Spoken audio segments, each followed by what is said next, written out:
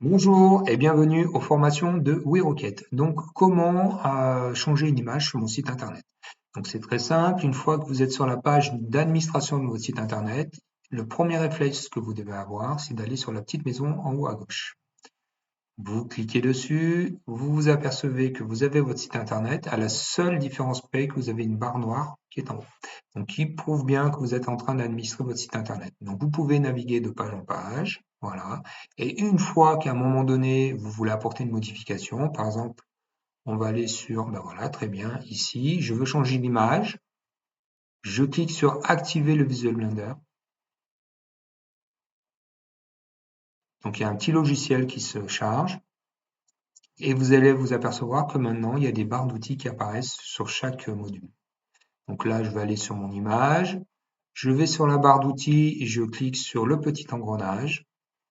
Ça m'ouvre une fenêtre, je clique sur l'image et donc là, j'accède à la totalité des images qui sont sur mon serveur. Donc je peux choisir telle ou telle image ou sinon je peux aller également la chercher sur mon ordinateur. Et pour cela, il suffit de cliquer sur téléverser le fichier. Sélectionnez le fichier. Donc à ce moment-là, ça vous ouvre une fenêtre sur votre ordinateur. Vous choisissez la photo que vous voulez, vous faites OK. Donc je vais le faire de mon côté.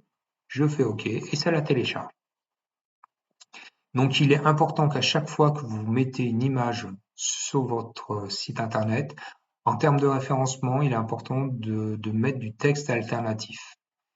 Donc du coup, il faut tout simplement illustrer. Donc là, c'était la page de la société de piscine. Donc vous faites tout simplement, par exemple, vous mettez le nom de la société, quoi. Tout simplement, vous décrivez ce qu'il y a sur l'image. Donc là, on va marquer tout simplement entreprise piscine à Montélimar. Donc vous l'avez compris que en fait, ça permet de cacher un peu des mots-clés. Donc et c'est très important. Donc, vous mettez du texte alternatif, vous le mettez dans le titre et vous mettez dans le descriptif. À ce moment-là, vous cliquez sur charger l'image. Donc, si vous êtes d'accord avec cette modification, vous fermez la fenêtre sur le bouton vert. Si vous n'êtes pas d'accord avec la modification, vous cliquez sur le rouge. En l'occurrence, on va dire qu'on est d'accord. Donc, à ce moment-là, on clique sur OK. Donc, la modification a bien été prise en compte.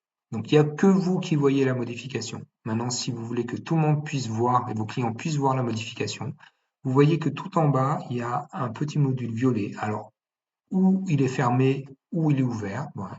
Donc, on va l'ouvrir. Et il vous suffit tout simplement de cliquer sur sauver.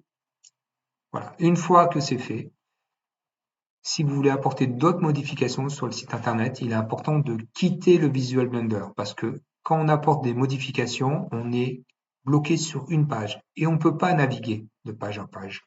Donc, une fois que vous avez fait votre modification, pensez bien à quitter le Visual Blender. Voilà, je vous remercie. Bonne modification à vous.